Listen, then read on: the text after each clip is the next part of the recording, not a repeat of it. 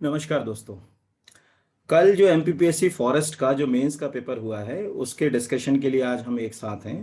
पहले दो हिस्सों में इसका डिस्कशन करेंगे। पहला हम करेंगे जो जनरल स्टडी वाले 50 क्वेश्चंस, और पार्ट टू में करेंगे जो फॉरेस्ट्री के 100 क्वेश्चंस हैं। वो पेपर कहाँ से आया है वो भी आपको बताया जाएगा, और पूरा विश्वास है कि अगर आपने यूट्यूब पे जो बनाए हैं वीडियो मैंने उनको अगर देखा होगा तो आपको निराश नहीं होना पड़ा होगा। ऑलमोस्ट पेपर आपका जितना सेक्शन उसमें लिया गया उतने तो पूरे उससे कवर हो गए। तो चलिए शुरू करते हैं। जो पहला क्वेश्चन है हमारा वो है मध्य प्रदेश वन विकास कॉर्पोरेशन की या निगम की स्थापना किस वर्ष हुई। तो इसका आंसर है 1975। ये भी आप जब फॉरेस्ट्री वाला जो पेपर पे जाओगे यूट्यूब पे तो उसमें आई थिंक चौथे या पांचवें नंबर के क्वेश्चन में इसको मैंने जो है वो डाला है, और ये आंसर वहां से आप देख सकते हो। दूसरा जो है वो क्वेश्चन है कोल खान और कोल क्षेत्र। ये प्रश्न क्यों पूछा गया ये भी मैं आपको बता दूं। इस प्रश्न के पूछने के दो कारण हैं। पहला कि आपको याद होगा 2021 के समय जब लॉकडाउन था तो भारत की बहुत सारी कोल माइंस में पानी भरा गया, जिसके कारण उनको निकालने में दिक्कत हुई और कोल प्रोडक्शन थोड़ा सा हमारा कमजोर पड़ गया। तो जो थर्मल पावर प्लांट हैं उन तक कोयला नहीं जा रहा था, तो पेपरों में हेडिंग आ रही थी कि 2 दिन का कोयला बचा, 3 दिन का कोयला बचा। तो उस समय ये सब क्वेश्चन पेपरों में आए थे, तो उसी से लिंक करके पूछा गया है। तो ये मतलब बिल्कुल करंट से ही क्वेश्चन है। टेक्निकली अगर देखा जाए पेपरों में भी आया, जैसे शाहपुरा तो सभी को मालूम होगा कि बैतूल के पास पड़ता है शाहपुर। तो शाहपुर जो है वो तवा बेल्ट है। अभी कल ही तवा के गेट खुले तो आप उसको भी पढ़ेंगे तो कहीं ना कहीं शाहपुर की कोई स्टोरी आपको मिल जाएगी। मोहपानी सतपुड़ा में पड़ता है। बरकुही जो है, न्यूटन और बरकुही तो दो पेंच वैली में, पेंच कानन ये आपस में लिंक है, दोनों वैली है ना। पेंच कानन जो वैली है ये नदियों के नाम से है, उसमें बड़ी फेमस है। और हिंगन देवी जो है वो यहाँ पर। तो इसका जो आंसर हो गया शाहपुर का हो गया तवा, मोहपानी का हो गया सतपुड़ा, बरकुही का हो गया पेच, और आपका हिंगन देवी जो है उसका हो गया कानन घाटी। तो इस तरह से इसका आंसर सी हो गया दूसरे वाले का। अब ये ध्यान रखिएगा, इसमें मैं बहुत डिस्क्रिप्टिव नहीं बना रहा हूँ अभी। इसको कभी फुर्सत से हम पूरा देखेंगे कि कहाँ कहाँ है। तो ऐसे तो आप वीडियो अभी पूरे देख रहे हैं तो उसमें आंसर हैं सबके ये सब। मध्य प्रदेश चूना पत्थर उत्पादन में 2020-21 में भारत में कौन सा स्थान रखता है। इसमें बड़ा कंफ्यूजन है। इसमें कंफ्यूजन क्यों होता है, क्योंकि क्या होता है जब हम किताबें पढ़ते हैं तो किसी किताब में तीसरा मिल जाता है, किसी में पहला मिल जाता है। हालांकि इसका आंसर दूसरा है। इस आंसर के लिए कि कई बच्चों को लगेगा कि नहीं हमने फलानी किताब में दूसरा की जगह तीसरा पढ़ा, तो इसके लिए मैंने एक यहाँ फाइल खोली गवर्नमेंट ऑफ इंडिया की, आपको दिख रहा होगा स्क्रीन के ऊपर। ये इंडियन मिनरल ईयर बुक 2020 भारतीय खान ब्यूरो जारी करता है। और इसको अगर हम पढ़ें तो इसमें साफ लिखा हुआ है, यहाँ पर देखें हम, कि जो टॉप लीडिंग स्टेट्स हैं जो प्रोड्यूस कर रही हैं उसमें Rajasthan was the leading producing state according for 20% of the total production, following the Madhya Pradesh in 30%, 13, Andhra Pradesh and Chhattisgarh 12%। तो इस हिसाब से राजस्थान के बाद दूसरे नंबर पे मध्य प्रदेश आता है। तो इस हिसाब से इसका आंसर जो है वो सेकंड हो गया, तो उसमें कुछ कंफ्यूजन की जो है वो बात ही नहीं है। अगले पे आते हैं, अमरकंटक तापीय विद्युत स्टेशन कौन से वर्ष शुरू किया गया। तो जैसे मैंने अभी फिर कहा कि एक्चुअल वो जो पेपर चल रहे थे ना उस समय दैनिक भास्कर में बहुत ये खबरें आई कि यार ये जो है वो थर्मल पावर प्लांट से हमारे ये अब से स्थापित हुए, इनकी प्रोडक्शन कैपेसिटी इतनी है और इनके पास इतने ही दिन का कोयला बचा है। या आप पेपर पढ़ेंगे हो, चलो पेपर ना पढ़ाओ इतना तो सुन तो रखा होगा सबने कि यार इतने दिन का ही कोयला जो है वो बचा हुआ है। तो उसका आंसर है 4 का 1977। ये ध्यान रखिए ना, 1977 में जो है इस कोल प्लांट को जो है वो शुरू किया गया था। सेम निम्नलिखित में से अगले पे आ जाते हैं, निम्नलिखित में से कौन सा तापीय विद्युत केंद्र केंद्र की स्थापित क्षमता 2020 में सबसे अधिक है। तो 2020 में सबसे अधिक है सिंगाजी। क्यों है, देखिए सिंगाजी जब 2014 में शुरू किया तो उसमें 600 मेगावाट की 2 यूनिट चलाई सरकार ने, है ना। प्रधानमंत्री जी आए थे इसका उद्घाटन करने, खंडवा के पास पड़ता है ना। सिंगाजी महाराज के बारे में तो पता ही होगा, संत सिंगाजी का मेला भी लगता है। और जो हनुमंतैया आइलैंड है खंडवा का, वहां जाने के रास्ते में ये थर्मल पावर प्लांट पड़ता है। तो 1200 मेगावाट इसकी प्रोडक्शन कैपेसिटी थी। फिर इसकी प्रोडक्शन कैपेसिटी अभी 2019 में जो है वो बढ़ गई। 2019 में इसकी प्रोडक्शन कैपेसिटी में 660 मेगावाट की 2 यूनिट जो है वो और जोड़ दी गई। तो अब उस हिसाब से इसकी कैपेसिटी लगभग 2520 मेगावाट जो है वो है, ये ध्यान रखिएगा। तो यहां हमको ये समझ पड़ता है कि चूंकि ये 2019 में इसमें 2 यूनिट कमीशन हुई, इसीलिए ये करंट के हिसाब से जो है वो क्वेश्चन एक इंपॉर्टेंट जो है वो हो सकता है। ठीक है, ये अब अपने को याद रखना है, जैसे भी आप याद रखना चाहें। त्रिचुरी में किस राजा ने कलचुरी वंश की स्थापना करी। तो कोकल, आप हिस्ट्री का मेरा वीडियो सेक्शन पे जाएंगे, इसकी पूरी स्टोरी भी सुनाई है। और चंदेल वाला वीडियो देखेंगे, उसमें चंदेलों की पूरी स्टोरी सुनाई है। अंग्रेजों ने मंदसौर की संधि किसके साथ साइन की थी। तो होलकरों का एक ही वीडियो बनाया है मैंने, होलकर डायनेस्टी का, यूट्यूब पे मिल जाएगा आपको हिस्ट्री में। उसमें पूरी कहानी है इस युद्ध की कि कैसे जो है वो बैटल ऑफ महिदपुर हुआ अंग्रेजों का थर्ड एंग्लो मराठा वॉर के दौरान 1817 में, और कैसे महाराजा जो है वो मल्हार राव होलकर उसमें थर्ड थे, और उनके साथ जो है वो भीमाबाई होलकर थी, ठीक है, और उन्होंने ही जो है वो संधि पर साइन किया। तो हालांकि एमपीपीएससी ने एक बहुत बड़ी गलती करी इसके अंदर, जो मुझे लगता है कि नहीं करना था। इसमें आंसर मल्हार राव होलकर, देखिए तुकोजी राव होलकर तो है नहीं आंसर, ये तो साफ है। आंसर जो है वो मल्हार राव होलकर, क्योंकि उन्होंने टीटी साइन करी थी। लेकिन मल्हार राव होलकर भी कौन, थर्ड। मल्हार राव होलकर तो ओरिजिनल जो है वो फाउंडर थे। सोचो, यानी ये छोटी छोटी सी जो मिस्टेक्स होती हैं, ये एक्चुअल जो है वो एग्जाम को कहीं से कहीं जो है वो निकाल कर फेंक देती है।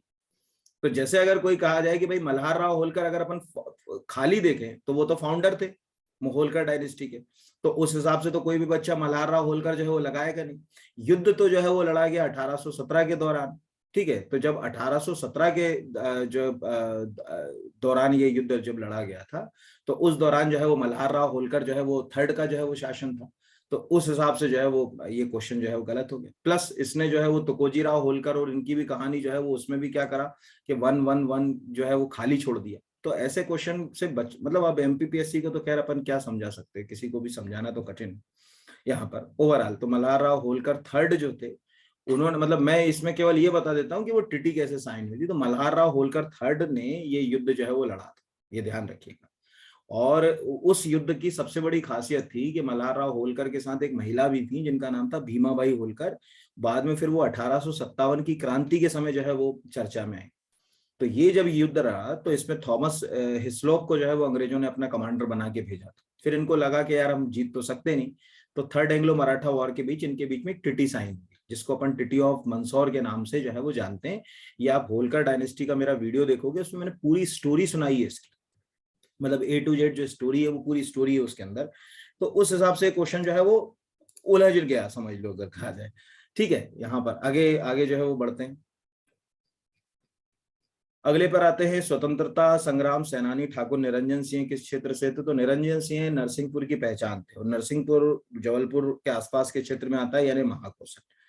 ठीक है, आप नरसिंहपुर गवर्नमेंट का ऑफिशियल वेबसाइट भी देखोगे, जो नरसिंहपुर सरकार का जो आधिकारिक वेबसाइट है, उसके ऊपर भी ये बात जो है वो लिखी हुई है कि कैसे उन्होंने राष्ट्रीय आंदोलन में अपना बहुत इंपॉर्टेंट रोल प्ले किया। ये भी एक मेरे यूट्यूब के एमपी वाले वीडियो में है, जब आप एमपी का, मध्य प्रदेश का मॉडर्न इतिहास का वीडियो पढ़ेंगे उसमें मिल जाएगा। मंदसौर अभिलेख की रचना किसने की? तो ये भी मेरे वीडियो में है, पूरा मंदसौर अभिलेख, वहां सूर्य मंदिर, और उसके बाद वहां पर कैसे जो है वो एक अभिलेख के ऊपर जो है वो एडवर्टाइजमेंट है, ये भी कहानी मैंने सुनाई। और ये क्वेश्चन अभी एमपीपीएससी प्री में भी आ चुका है दूसरे नजरिए से, है ना। तो ये एक जो क्वेश्चन है उसका आंसर है वत्स भट्टी। ये आपको जो है वो याद रखना है। एक्चुअल क्या हुआ कि जो कुमारगुप्त, ये भी इसकी भी कहानी देखिए, क्या होता था कि पहले जो राजा होते थे उनके जो कोर्ट पोएट होते थे वो ये काम करते थे। जैसे जब हम समुद्रगीत की बात करते तो वहां हरिशरण की बात करते, तो कुमारगुप्त जो राजा थे उनके शासनकाल में वत्स भट्टी थे। तो उसने जो है वो इस इंस्क्रिप्शन की रचना कराई। बाद में इसको यशोधर्मन से पहचान मिली। इसको देखना या इस क्वेश्चन को पढ़ना हो तो प्राचीन भारत का इतिहास का एक ही वीडियो बनाया है मैंने अभी एमपीपीएससी प्री में भी। ऑलमोस्ट आप एमपी के क्वेश्चन पूरे आप मिला लो, पूरे मिल जाएंगे, बस ये डिस्क्रिप्शन सुनोगे तो मिलेंगे। हर क्वेश्चन सीधे नहीं, जैसे अभी मैं यहाँ पर आपको सुना रहा हूँ कि वत्स भट्टी जो है वो कुमारगुप्त का जो है वो कोर्ट पोएट था, उसके कहने पर उसने जो है वो उस इंस्क्रिप्शन को लिखा है। बाद में यशोधर्मन से के इस इंस्क्रिप्शन को पहचान मिली। फिर उसके बाद जो है वो कैसे वहां सूर्य मंदिर बना, ये जो है वो वहां उस डिस्क्रिप्शन में। ठीक है, तो आंसर जो है हो गया इसका, क्या हो गया? वत्स भट्टी हो गया। ये अपने को जो है वो याद रखना। भड़म, अभी ट्राइबल का 4 दिन पहले ही वीडियो बनाया, चौथा या पांचवा क्वेश्चन है, उसमें भारी आ जाती है, आप देख लीजिएगा। मतलब मैं ये, देखिए ऐसा मत सोचिएगा, मैं इसलिए कह रहा हूँ कि अभी भी आपके पास मौका है, आप सही दिशा में चल रहे हो। डिस्क्रिप्शन के साथ वो वीडियो फॉलो कीजिए। मैं आपको प्रॉमिस कर रहा हूँ कि आपको निराश होना नहीं पड़ेगा किसी भी एग्जाम में। एमपी के करंट अफेयर्स का एक ही वीडियो बनाया था, इसमें भी पूरे क्वेश्चन उसी से आ रहे हैं यहाँ पर। तो ये जो है वो भड़म है, बेसिक है, उस वीडियो को देखेंगे अभी आप एमपी के ट्राइबल का, तो उसमें मिल जाएगा। निम्न में से किसमें कृत्रिम बुद्धिमत्ता का उपयोग किया जाता है? ये भी अभी एक आर्टिफिशियल इंटेलिजेंसी का वीडियो उसमें मिल जाएगा आपको। रोबोट्स में भी होता है, आभासी वास्तविकता में भी होता है, प्राकृतिक भाषा प्रोसेस, ऑलमोस्ट सभी में हम जो है वो आर्टिफिशियल इंटेलिजेंसी यूज कर रहे हैं। आज तो आर्टिफिशियल इंटेलिजेंसी जॉन मैकार्थी की पहचान जो है वो हर जगह तक पहुंच गई। इस बार तो मेंस में भी एमपीपीएससी में आया था सॉफ्ट एंड हार्ड जो है आर्टिफिशियल इंटेलिजेंस के बारे में। रोबोटिक्स का उपयोग कहाँ करते हैं? अंतरिक्ष ग्रहों के बारे में मिशन में बिल्कुल करते हैं। अभी नासा तो भेज ही रहा है रोबोट्स। इसके अलावा रशिया ने भी जो है वो अपने जो है वो अगर कहा जाए एस्ट्रोनॉट जो है वो एस्ट्रो रोबोट्स जो है वो बनाना शुरू कर दी। हमने भी तो बनाया, वेव मित्र पे हम काम कर रहे हैं। रोबोटिक्स का टेक्नोलॉजी का इस्तेमाल हम ह्यूमनाइड बनाने में भी करते हैं, ड्रोन बनाने भी करते हैं। तो आंसर क्या हो गया? उपयुक्त तो सभी। ये भी आपको उसी क्वेश्चन में मिल जाएगा जो एक वीडियो बनाया है आपका मतलब एमपीपीएससी प्री के लिए, साइंस एंड टेक्नोलॉजी वाला एक वीडियो है, आप देखेंगे उस सेक्शन में मिल जाएगा। उसमें फोटो वोटो भी डली आर्टिफिशियल इंटेलिजेंस रोबोटिक्स की। ये भी मिल जाएगा, निम्नलिखित में से किसने कंप्यूटर वायरस को गढ़ा था? तो फ्रेड कोहेन जो थे, उन्होंने पहली बार दुनिया को जो है वो कंप्यूटर वायरस से परिचित कराया। फिर कहा गया कि वायरस VIRUS, ठीक है, vital information resource under seize, virus का फुल फॉर्म। देखो मैं आपको एक ही चीज का रिक्वेस्ट करूंगा सभी लोगों को कि कोशिश कर लीजिए कि जो भी वीडियो अगर मैं डाल रहा हूं उसको आप बड़ा बड़ा के मत देखिएगा। डिस्क्रिप्शन सुनोगे, आपको एग्जाम में बिल्कुल निराश नहीं होना पड़ेगा, ये मैं प्रॉमिस कर रहा हूँ, ये मैं बिल्कुल प्रॉमिस कर रहा हूँ। जैसे अभी मैंने कंप्यूटर वायरस बोला तो मैंने वायरस की मीनिंग बता दी कि वायर, ठीक है, अगर कहा जाए तो vital information resource under seize. ऐसे वहां हर वीडियो में मैंने बताया कि किसने गढ़ा शब्द। जैसे आर्टिफिशियल इंटेलिजेंस में मैंने ये भी बताया कि जॉन मैकार्थी ने कैसे लिस्प नाम की लैंग्वेज डेवलप करी, लिस्प प्रोसेसिंग कैसे शुरू हुई, उससे आर्टिफिशियल इंटेलिजेंस कैसे शुरू हुई। तो वो स्टोरियां जरूर जरा सुना करें यहाँ पर, ठीक है। अगला ये इधर रह गया था, एक अर्धचालक होते हैं, मेटल से अर्धचालक बनते हैं, हमको मालूम है, इसमें कोई दो राय की बात नहीं है ना। हमको मालूम है कि सिलिकॉन, जर्मेनियम, आर्सेनिक, कार्बन, इन सब का इस्तेमाल जो है वो हम जो है वो सेमीकंडक्टर बनाने में कर रहे हैं। कंपाउंड का भी दो अगर हम मेटल्स या एक मेटल नॉन मेटल या कोई भी चीज को उसमें मिलाकर अगर हम एक कंपाउंड बना दे, मिक्सचर नहीं कंपाउंड, यानी फिक्स रेशो, जैसे गैलियम आर्सेनिक का इस्तेमाल किया जाता है, सबसे कॉमन है गैलियम आर्सेनिक जिसको GaAs कहा जाता है। ये कंपाउंड जो है वो अगर कहा जाए के रूप में आता है। हालांकि इसमें कई बार जो है वो फिक्स रेशो नहीं था। तो एक्चुअल इन्होंने ये सबसे बड़ी गलती एमपीपीएससी यही करता है, यहाँ मिश्रण कर दिया, ठीक है, यहाँ पर मिश्रण को मिक्सचर बोलते हैं और नीचे जाकर जो है वो उसको कंपाउंड कर दिया। तो एक्चुअली मतलब यहाँ अगर हिंदी के हिसाब से देखें तो गलती होगी, क्योंकि मिश्रण नहीं होता है ना, मिश्रण नहीं होता। इनको टेक्निकली कहा जाता है compound semiconductor, metallic semiconductor and compound semiconductor. तो आंसर उसका सी होना है, लेकिन अंग्रेजी के हिसाब से सी होना है, ठीक है। ये बिल्कुल सरल क्वेश्चन है, आप जब भी सेमीकंडक्टर पढ़ेंगे तो उसमें कॉमन ही है। यहाँ पर यूएसबी पोर्ट के उपयोग से कितनी परिधियों उपकरणों को जोड़ा, ये थोड़ा सा टफ क्वेश्चन पूछा। इससे सिद्ध होगा, आंसर इसका 127, इससे सिद्ध है कि आप जो यूनिवर्सल सीरियल बस है उसको थोड़ा सा डिस्क्रिप्टिव पढ़ने की आदत डालिए। जैसे यूएसबी के पैटर्न पढ़िए कि भाई यूएसबी 2.0 क्या होती है, 3.0 क्या होती है। जो फास्ट डाटा ट्रांसफर करने वाली जो यूएसबी होती है उनको जो है वो किस जो है वो नाम से जाना जाता है, उनके कलर कोडिंग क्या होती है। तो जैसे आज आपके पास कोई लैपटॉप कंप्यूटर हो तो देखिए, अगर आपकी यूएसबी में नीले कलर का वो हो तो फास्ट डाटा ट्रांसफर करने वाली यूएसबी होगी, जनरली वो 3.0 या उसके ऊपर का अपग्रेडेड वर्जन होगा। तो ऐसी चीजें आपको याद रखना है। जैसे आजकल जो आपको याद होगा कि किसी भी यूएसबी को हम किसी भी दिशा में लगा ले, उल्टा सीधा, तो उसको अपन सी टाइप पोर्ट बोलते हैं, है ना। तो ये भी अपने को पता होना चाहिए कि भैया यूएसबी जो है वो सी टाइप जो है वो पोर्ट जो है। अब पढ़ना कैसे ये समझ लो, जैसे यूएसबी सी टाइप पोर्ट सब ज्यादातर बच्चों के पास अभी जो, जैसे मेरा ये मोबाइल है ना, ये भी यूएसबी सी टाइप पोर्ट का ही है। तो सी टाइप पोर्ट जो होता है उसमें पिन होती है 24। तो वहां लिख लिया कि भाई सी टाइप पोर्ट में जो है वो टोटल पिन जो है वो 24 होती है। हो सकता है कि अगले साल आपको वो पूछ ले, क्योंकि अब नए मोबाइलों में तो सब में सी टाइप ही दे रहे हैं। तो पिन पूछ लिया कि कितनी पिन पे बेस्ड है, तो उन्होंने कहा साहब 24। यानी पिन का मतलब है कि वो जो सी टाइप पोर्ट अंदर ऐसा जो दिखेगा ना, उसमें ऐसे यहाँ पर 12 और ऐसे 12 पिन होती है। उनसे इससे क्या होता है, चार्जिंग भी हो जाती है, डेटा ट्रांसफर भी हो जाता है, और ये म्यूजिक यूजिक आदि सबके लिए जो है वो एक ही यूएसबी जो है वो इस्तेमाल हो जाती है। एक सबसे अच्छी खासियत है इसकी, इस यूएसबी पोर्ट से आप जो है वो गाने ईयरफोन भी लगा के सुन सकते हैं। तो ऐसे जो है वो हेल्दी क्वेश्चन है जो पूछे जो है वो जाते रहते हैं, ठीक है। चलिए अगले के ऊपर आ जाते हैं। अगला क्वेश्चन है, कोयले के उत्पादन में भारत, मध्य प्रदेश भारत में कौन से स्थान पर? तो चतुर्थ स्थान पर है, वही रिपोर्ट में मिल जाएगा, वहां से आप जो है वो उठा लीजिए। ये भी करंट अफेयर्स के हिसाब से ही जो है वो पूछा गया। निम्नलिखित में से किस जिले में कपास का सर्वाधिक उत्पादन होता है? तो खरगोन कपास के लिए पहचान ही है, निमाड़ में खरगोन, ठीक है। और जैसे अगर कहा जाए माटुंगा महाराष्ट्र में कपास अनुसंधान केंद्र, वैसे मध्य प्रदेश में खरगोन में है। मध्य प्रदेश की नई औद्योगिक नीति किस वर्ष घोषित की गई थी? तो 2014 में। ये भी आप अगर वीडियो देखेंगे तो उसके अंदर ये क्वेश्चन जो है वो आपको मिल जाएगा।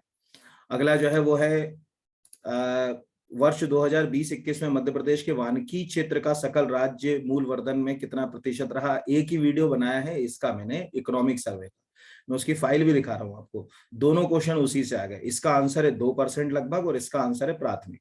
ठीक है, वानिकी वाले का आंसर है 2%। अगला है मध्य प्रदेश के वर्ष 2021-22 के अग्रिम अनुमानों के आधार पर सकल राज्य मूल वर्धन किस क्षेत्र का योगदान सर्वाधिक रहा? तो प्राथमिक। ये मैं आपको वीडियो मैंने खोल भी रखा है, वो इकोनॉमिक सर्वे जिसका जो है वो वीडियो मेरे द्वारा जो है वो बनाया गया। तो यहाँ अगर आप जाओगे तो देखो, ये आप एमपी पे चले गए, अग्रिम अनुमान प्राथमिक क्षेत्र 46.7, और इसी वीडियो में जब आप नीचे जाओगे, यही जो है मतलब इसका वीडियो भी है, आप जब जाओगे तो मध्य प्रदेश का इकोनॉमी, उसी से दोनों क्वेश्चन आए, पिछली साल भी उसी से आए थे, अभी एमपीपीएससी प्री में भी उसी से आए थे, यहाँ भी उसी से जो है वो मिल जाएंगे। तो इसमें अगर हम नीचे चले गए, ये हम गए नीचे, ये देखिए मैं बता भी दे रहा हूँ कि उन्होंने किस पेज के ऊपर से वो क्वेश्चन जो है वो उठाया। ये हम पहुंच गए वानिकी। तो ये वानिकी वाले में ये साफ साफ देखिए बड़े बड़े अक्षर में ये लिखा हुआ है, यहां गए ये, तो ये लिखा हुआ है कि स्थिर भाव 2020-21 में सकल राज्य मूल वर्धन वानिकी का अंश जो है वो 2020-21 में 2.22% जो है वो रहा यहाँ पर, और ये तालिका वालिका जो है वो दी गई है। तो ये प्रश्न भी आपको वहां मिल जाएगा। तो कम से कम आप एक बार वो इकोनॉमिक सर्वे का वीडियो और इकोनॉमिक सर्वे का एक एमसीक्यू बनाया है, वो भी जो है वो आप देख लेंगे तो आपके लिए काफी हेल्पफुल हो जाएगा। ठीक है, दोनों। हीरा भूमिया का मेला कॉमन है, बहुत ज्यादा टफ क्वेश्चन नहीं है, आपने वन लाइन फैक्ट में भी याद रखा होगा। ग्वालियर और उसके आसपास के क्षेत्र में जो है वो हीरा भूमिया का मेला लगता है, कॉमन, मतलब टफ क्वेश्चन जो है वो नहीं कह सकते। बृहद संहिता की रचना किसने की? यही वीडियो में जाना, 12 मिहिर की पूरी रचनाएं बताई है मैंने उसमें। ठीक है, तो 12 मिहिर की रचना है भैरवगढ़, इसको भी उसी वीडियो में आप एक बार, आपको लग रहा होगा यार बार बार अपने वीडियो की तारीफ कर रहा बंदा, वीडियो की कोई वो नहीं कह रहा, आप एक बार डिस्क्रिप्शन तो सुनिए। मैं डिस्क्रिप्शन आपके उद्देश्य से बनाता हूँ कि कम से कम आपको निराश ना होना पड़े, कहीं दौड़ लगाने की जरूरत ना पड़े। तो भैरवगढ़ में मैंने पूरा बताया कि छिपाकारी कैसे होती है, क्या होता है। तो वसुद्रेक स्पेशली छिपाकारी भैरवगढ़ की, उज्जैन के पास पड़ता है भैरवगढ़, और अपने छिपाकारी के लिए यानी वस्त्रोद्योग के लिए जो है वो अगर कहा जाए बहुत ज्यादा फेमस है। ओमकारेश्वर का प्राचीन नाम, ये भी वहां उस वीडियो में मिल जाएगा। और ये तो अभी एमपीपीएससी ने पूछा तो कॉमन क्वेश्चन हो गया, मानदाता, इसमें कुछ बताने की जरूरत है नहीं।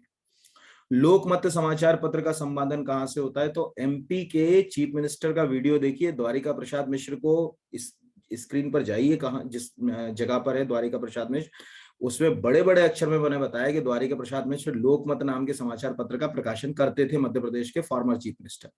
अभी एमपी के चीफ मिनिस्टर और गवर्नर के वीडियो एमपीपीएससी प्री में भी पूरे आ गए हैं, और यहाँ भी उसी से क्वेश्चन है। आप जाइएगा फर्स्ट पार्ट में, 2 वीडियो है उसमें चीफ मिनिस्टर के, पार्ट 1 और पार्ट 2। पार्ट 1 में द्वारिका प्रसाद मिश्र, जैसे ही आप जाओगे तो स्क्रीन के ऊपर, सुनने वाली तो छोड़ दो, सुनने में तो मैंने बोला ही है, लेकिन वहां दिखेगा भी, सामने लिखा हुआ है कि वहां पर जो है वो दूसरी तीसरी लाइन में मैंने लिख भी रखा है कि द्वारिका प्रसाद मिश्र के समय जो है वो दैनिक लोकमत और लोकमत नाम के समाचार पत्र का वो प्रकाशन किया करते थे। तो ये क्वेश्चन भी उसी से जो है वो है।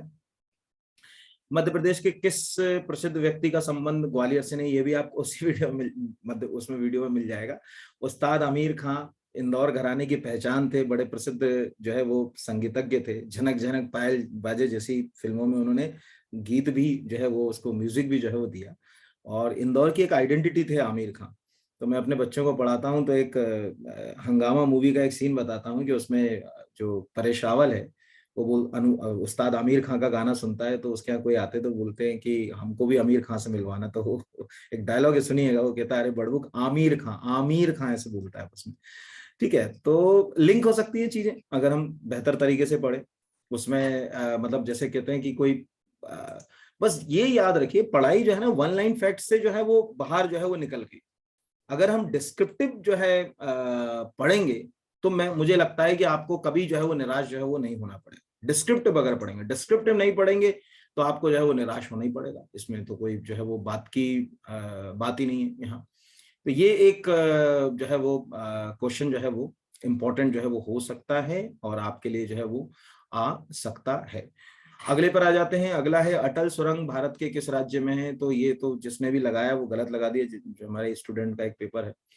और ये आपको मालूम होना चाहिए कि एग्जैक्टली जो लेह मनाली हाईवे है उसमें जो रोहतांग पास है उसको कनेक्ट करने के लिए ही जो है वो अटल जो है वो टनल बनाई गई है हिमाचल प्रदेश में। ठीक है, इसको रोहतांग टनल ही कहते थे, लेकिन फिर बाद में फॉर्मर चीफ मतलब भारत के प्रधानमंत्री अटल बिहारी वाजपेयी के नाम से इसका नाम अटल टनल कर दिया। तो इसका आंसर जो है वो अटल टनल है ये यहाँ पर। अब ये वाला तो नहीं मिलेगा किसी वीडियो में क्योंकि पुराना करंट अफेयर्स। हाँ, अभी करंट अफेयर्स की नई सीरीज शुरू कर दी है।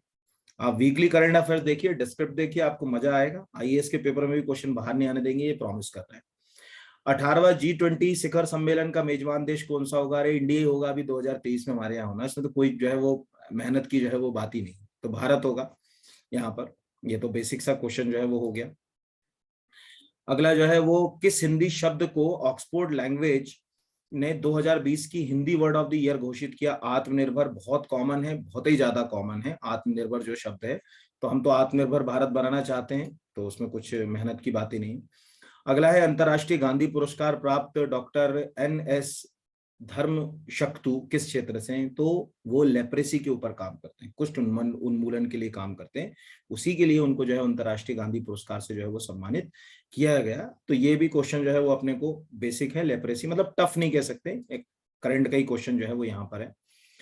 भारत के ई गवर्नेंस प्रोजेक्ट के लिए क्लाउड कंप्यूटिंग, अभी यूपीएससी ने भी पूछा है, क्लाउड कंप्यूटिंग का मेरा वीडियो है, एक ही वीडियो, उसको देखेंगे उसमें मिल जाएगा। ई प्रमाणन, GI क्लाउड्स, उसमें मेघदूत के बारे में भी जो है वो मैंने बताई कि कैसे करते हैं। तो आंसर हो गया दोनों। ई गवर्नेंस प्रोजेक्ट की राज्य सरकार के साथ जोड़ी जमाएं, तो इसका वीडियो आपको मेरे यूट्यूब पे नहीं मिलेगा। एक मेरा ऐप है BR एकेडमी नाम से, उसमें फ्री वीडियो सेक्शन पे ई गवर्नेंस का वीडियो डला हुआ है। फ्री का, बहुत पुराना, मैंने पिछले साल ही पढ़ाया था। उसमें मैंने एक NCERT की फाइल ली है, बताया है कि किस राज्य में कौन से जो है वो ई गवर्नेंस प्रोजेक्ट हैं। तो उसमें जो है वो डॉकनेट तो जम्मू कश्मीर में एकमात्र, ज्ञानदूत तो मध्य प्रदेश में, ये तो कॉमन हो गया, लेकिन जम्मू कश्मीर में एकमात्र है डॉकनेट। तो डू का बी हो गया यहाँ पर, तो इसका आंसर बी हो गया। वहां आप जाएंगे, डाउनलोड कर लीजिएगा ऐप, उसमें फ्री वीडियो सेक्शन, आपको वहां भी निराश नहीं होना पड़ेगा, आपको मजा आ जाएगा कि हाँ भाई हमारे जो अभी के MPPSC की प्री के भी जो क्वेश्चन उसमें, बहुत सारे बच्चों को मैंने बोला भी, लेकिन अब कई बार ये होता है ना कि रीच कम होने के कारण लोगों को लगता है कि अरे यार पता नहीं क्या है। तो अभी आपके लिए अब ये सिद्ध करने के लिए काफी है यहाँ पर। तो UDP, user datagram protocol common है, 33 का आंसर, कुछ और नहीं। किस देश के डोमेन नाम में स्पेसिफिक इस्तेमाल नहीं होता? अरे US में नहीं होता ना। सोचो, अगर आपको गूगल टाइप करना, टेक्निकली जब आप US वर्जन टाइप करोगे तो क्या करोगे? google.com टाइप करोगे, और जब इंडिया करोगे तो google.co.in टाइप करोगे, co.in। अमेरिका एक ऐसा देश है जो US का इस्तेमाल हर जगह नहीं, .com मतलब ऑटोमेटिकली वो अमेरिका ले जाएगा। वहां डोमेन की जो है वो इस तरह के US की ज्यादा जरूरत नहीं, यूज होता है, लेकिन जनरली .com लिखा हुआ है मतलब वो सीधे अमेरिका की ओर जो है वो आपको लेकर जा रहा है।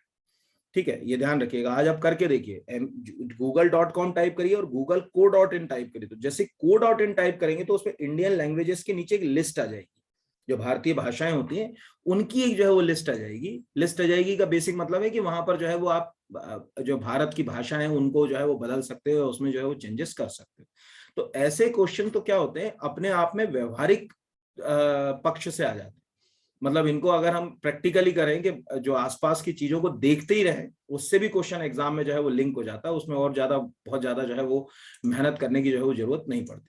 तो ये आज करके देखिएगा। एक टाइप करिएगा www.google.com और एक टाइप करिएगा www. मतलब google.co.in। तो co.in टाइप करोगे तो लोकल जो है वो आपको वेब ब्राउजर का जो है वो पेज जो है वो मिलेगा। और अगर कहा जाए .com करोगे तो फिर वो अमेरिका वाली लिंक आ जाएगी, उसमें ये एक अपने को याद रखना। क्लियर है? आ गया समझ में? चलिए अगले पर आ जाते हैं। अगला क्वेश्चन जो है वो क्या बोलता है, डिजिटल हस्ताक्षर को कानूनी मान्यता IT एक्ट के तहत किस सेक्शन में दी गई? अब ध्यान से समझिएगा, ऐसे जो क्वेश्चंस होते हैं ना, ये सिद्ध करते हैं कि अगर आपके आसपास जो पेपर आ रहे हैं उनको अगर आपने याद नहीं किया तो नुकसान है। यही क्वेश्चन MPPSC प्री में आया है दूसरे नजरिए से।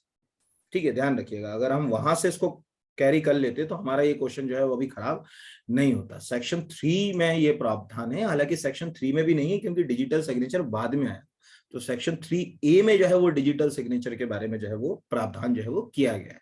तो उस हिसाब से जो है वो ये क्वेश्चन अपने को याद रखना है यहाँ पर कि जो सेक्शन 3A है उसमें डिजिटल सिग्नेचर, एक दिन पूरा आपको जो है IT एक्ट बहुत अच्छे से पढ़ा देंगे, क्या क्या IT एक्ट है।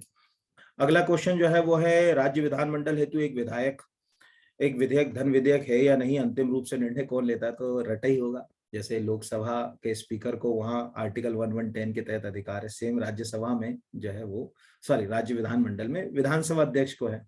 तो ये तो राज्य विधानसभा अध्यक्ष हो गया, सभी से बन गया होगा, उम्मीद है।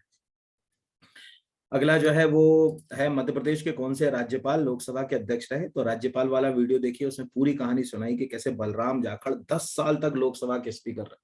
वो एकमात्र ऐसे व्यक्ति हैं जो 10 साल तक लोकसभा के स्पीकर भी रहे यहाँ पर, और उसके बाद हमारे राज्य के गवर्नर भी रहे। तो वो स्टोरी में मैंने वो बार बार जोर दिया है, जब आप गवर्नर वाला वीडियो देखेंगे मेरा एमपी का, तो उसमें मैंने बताया कि आप बलराम जाखड़ जरूर याद रखिएगा, क्योंकि इनकी विशेषता मध्य प्रदेश के गवर्नर से ज्यादा लंबे, सबसे लंबा लोकसभा स्पीकर के कार्यकाल के रूप में इनको याद किया जाता है। ठीक है।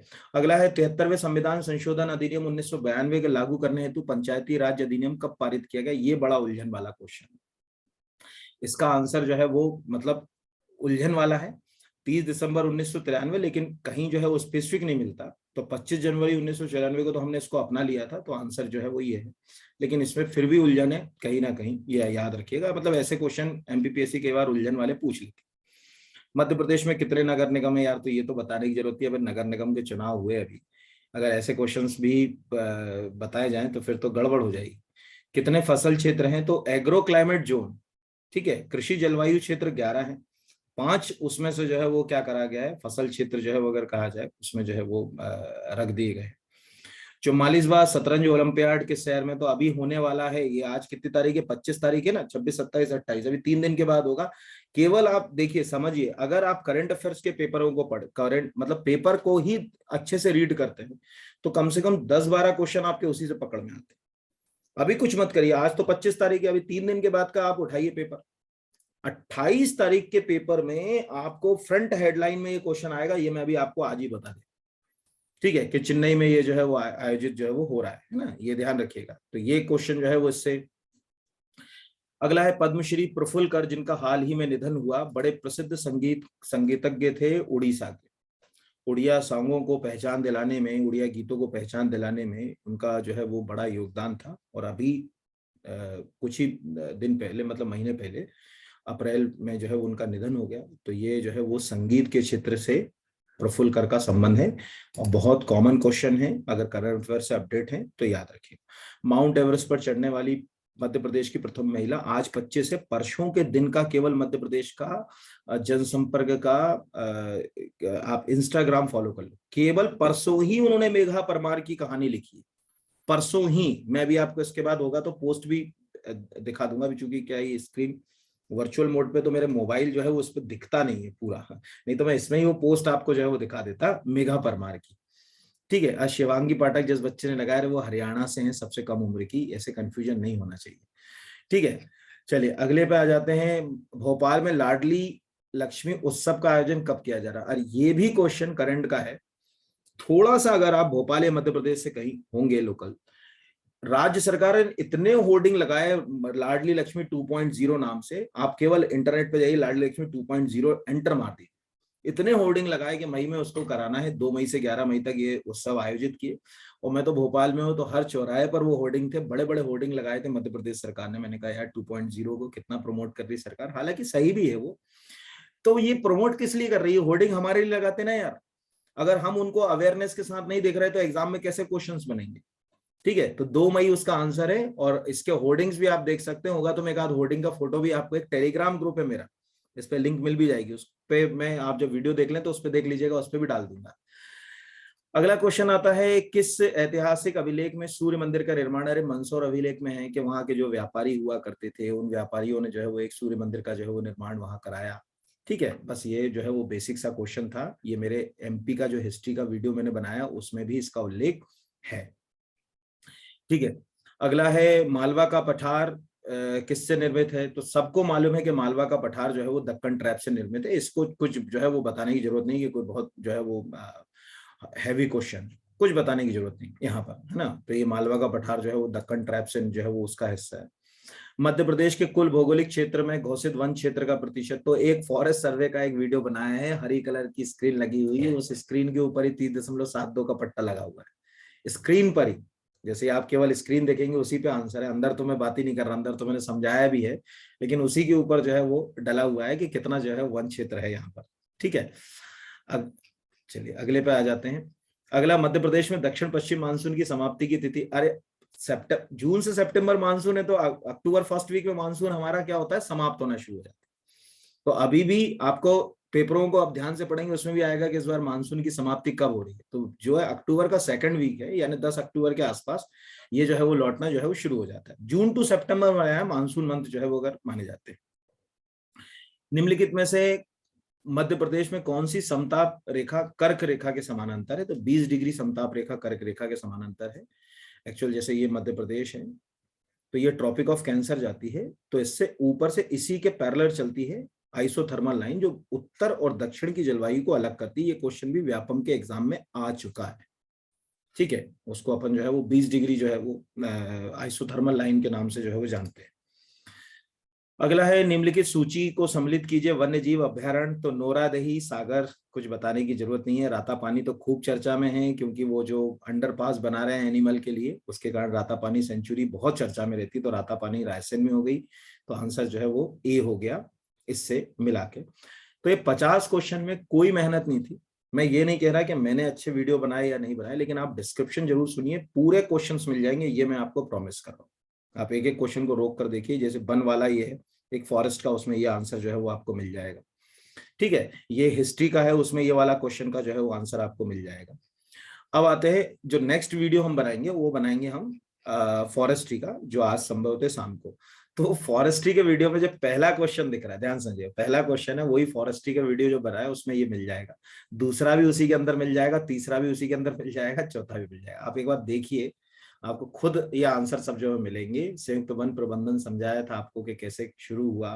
ठीक है, न्यू फॉरेस्ट पॉलिसी 88 की में जो है वो लाए गए, 90 में कैसे वन प्रबंधन के ऊपर काम जो है वो शुरू किया गया।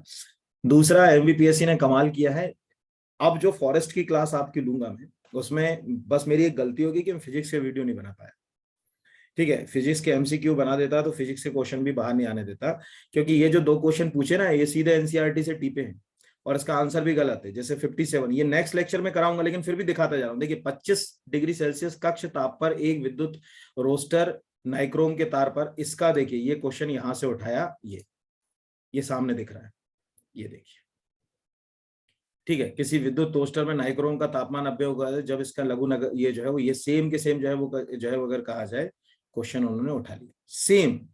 कोई जो है वो अगर कहा जाए कि इसने जो है वो मतलब छेड़खानी नहीं करी, वही के वही जो है वो क्वेश्चन जो है वो इसमें से उठा लिया यहाँ पर सेम। अगर हम बात करें अगला क्वेश्चन, एक और, मतलब आपको लगेगा यार दो क्वेश्चन, देखो यहाँ से, एक चुंबकीय सुई को एक समान चुंबकीय क्षेत्र के दोलन करने की अनुमति है, इसकी चुंबकीय घूर्णन क्षमता 6.7 10⁻⁻12, ये लिखा हुआ है ना। अब ये क्वेश्चन देखो ये कहां से आया, ये क्वेश्चन सामने लिखा, देखो ये एक चुंबकीय सुई की चुंबकीय आघूर्ण यही है यहाँ, तो आंसर है 0.01 जो है वो टेस्ला।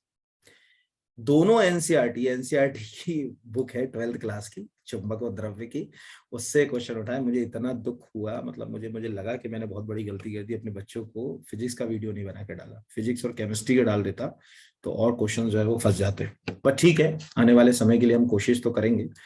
तो इस तरह से भाई ये पहला जो है वो सेक्शन हमने 50 क्वेश्चंस का देखा। और कमेंट जरूर करिए, और जिन लोगों ने वीडियो देखे हैं मेरे, अगर पूरे वीडियो देखे हैं तो जरूर कमेंट करके बताइए कि हाँ हमने ये वाला सेक्शन उसके डिस्क्रिप्शन में यहाँ से सुना था या ये पढ़ा था। और मुझे पूरा विश्वास है कि आपको काफी हेल्प मिलेगी, एक सही दिशा में हम लोग चल पड़े हैं। और इसका सेकंड पार्ट भी संभवतः आज शाम तक जो है वो मैं अपलोड कर दूंगा। और इसके बाद फिर अब हम थोड़ा सा इसको विराम देंगे कुछ दिन के लिए। अब हम एमबीपीएससी मेंस की जो है वो एक प्रक्रिया के ऊपर आएंगे कि एग्जाम कैसे बन रहे हैं, क्या जो है वो नेचर के क्वेश्चंस आ रहे हैं, उस पर बात करेंगे। पूरा विश्वास है कि आपको काफी जो है वो हेल्प मिली होगी एग्जाम्स में। जो फॉरेस्ट की सीरीज शुरू करी थी, आप कमेंट जिन लोगों ने सुनी है, जिन्होंने अभी मेंस दिया है, वो जरूर कमेंट्स करके बताएं कि हाँ भाई हमको ये वाले क्वेश्चंस उसमें हेल्प हुई। जैसे ट्राइबल वाले, तो जैसे वो छिंदवाड़ा का म्यूजियम पूछ लिया यहाँ पर, तो ट्राइबल वाले में है, मतलब ट्राइब के क्वेश्चन, जैसे उसमें कहा गया गोंड ट्राइब वाला, भड़म नृत्य वाला, वो सब उसमें है। आप ध्यान से बस देखिए क्वेश्चन में, आपको हो सकता है कि 100% रिजल्ट ना मिले, लेकिन हर क्वेश्चन के डिस्क्रिप्टिव में डिस्क्रिप्शन जब आप पढ़ेंगे तो मुझे पूरा विश्वास है कि आपको जो है वो क्वेश्चंस के पूरों के जो है वो आंसर जो है वो मिल जाएंगे यहाँ पर। तो बस इसी मतलब उम्मीद के साथ लाइक कीजिए, शेयर कीजिए, सब्सक्राइब कीजिए, और अगर कहीं कुछ गलती लगती है तो बताएं भी, उसको सुधारेंगे भी। ठीक है, मानवीय मूल्यों में कहीं ना कहीं जो है वो गलतियां होती हैं, उसमें कुछ दो राय की बात नहीं। तो बहुत बहुत शुभकामनाएं आप सबको, धन्यवाद।